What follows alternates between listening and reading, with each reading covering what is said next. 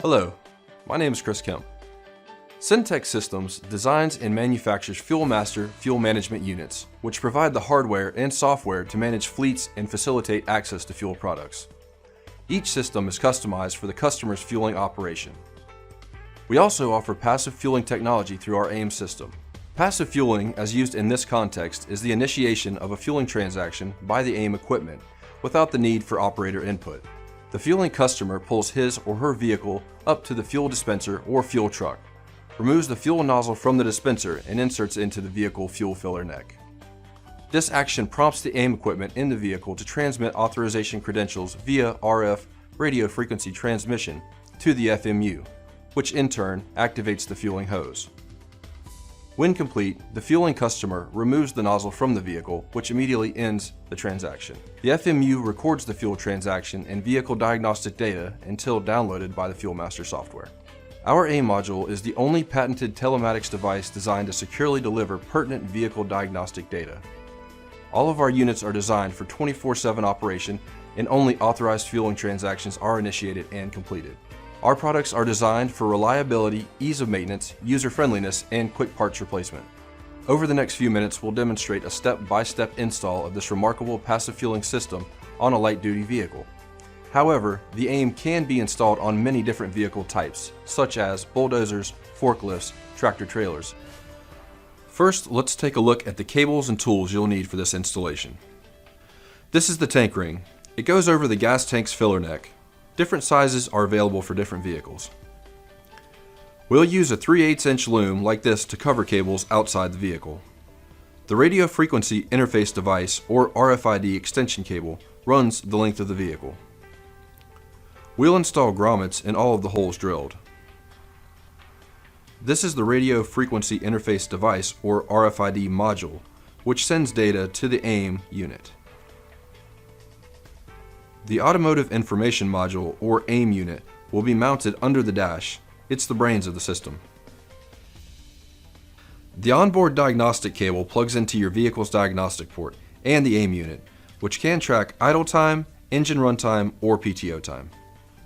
You'll need a basic set of tools: 7" and 11" zip ties to secure wiring, a panel puller to pop out panels and help save your fingers, a socket set, wire snips, and basic scissors to cut tape like this 3M mastic tape.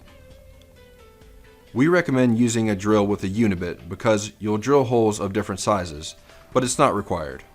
This is the fuel management unit, which records transactions and receives vehicle diagnostic data via radio frequency. The chronometer cable plugs into the AIM unit and reads the hours of your vehicle.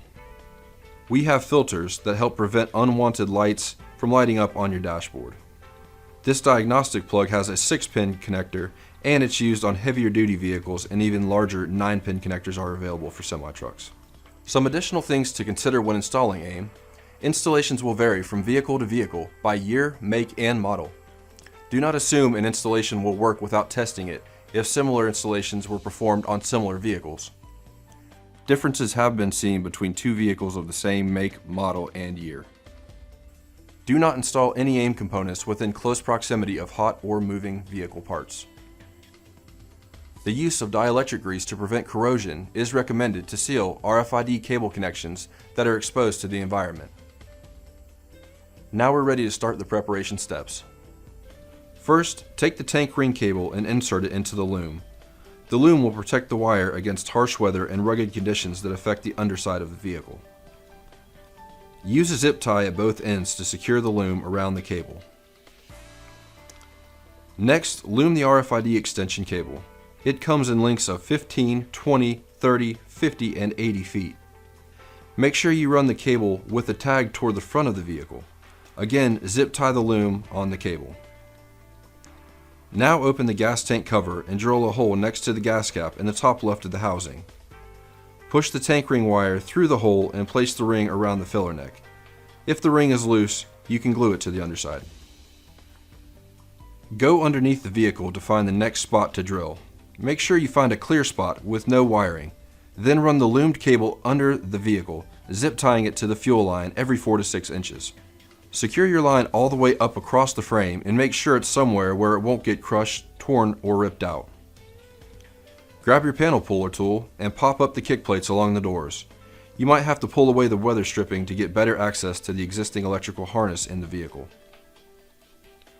Next, find the spot on the floor of the back of the seat where you will drill through to the underside of the vehicle.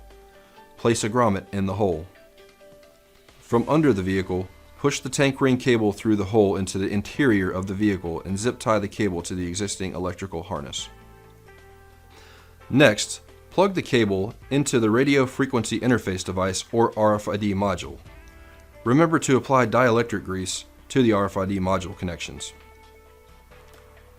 And you want to make sure you hear it click and feel it snap into place. Now grab the extension cable and feed it to the front of the vehicle. Plug the other end into the RFID. Cut 2 pieces of 3M tape and stretch them over both ends of the RFID. Zip tie it to the existing electrical harness. Pull the extension cable into the front compartment and zip tie the cable to the existing harness every 6 to 8 inches. Under the dash, remove the onboard diagnostic unit. Plug the extension cable into the port and plug the other end of the pigtail cable into the place of the OBD. Secure the extension cable under the dash with zip ties.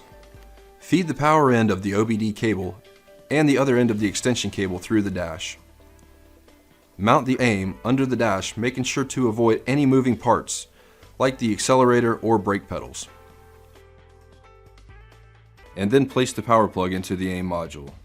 This is very important to ensure the AIM module can collect all necessary vehicle data. LED lights will illuminate on the module. The white light is the heartbeat light, showing that there's a solid connection. Wait until you see a solid yellow LED on the AIM module before proceeding. Then plug in the extension cable that runs the length of the vehicle. The cable can go into either 4-pin port of the AIM unit. The yellow light confirms that there is a solid connection to the ECM or onboard computer. A solid green light confirms the radio connection between the vehicle and fueling station, and the red light shows a nozzle tag has been inserted. Secure the rest of the wire behind the dash with zip ties. Once the wires are secure, replace all panels. You can program your vehicle at the fuel management unit. Just insert the Supervisor Pro key and you'll see the Supervisor menu. Press 4 to search for the AIM. Once the AIM has been found, type in the vehicle ID and press Enter or Y for Yes to program the AIM to the vehicle. Then press 1 for Calibrate and 1 for Odometer to calibrate the vehicle with the odometer reading. Syntec recommends calibrating based on the dash odometer rather than hubometers or other sources. Well, that's it for this vehicle. Other vehicles may require a slightly different approach and perhaps a little creativity, but the idea is basically the same. Our customer service department can help you with any problems you may run into, and if you discover a better way to install the device, please let us know so we can share it with other customers. Thank you for watching this video. If you have any questions or if we can be of further service, just call 1-800-888-9136 and we'll be glad to help.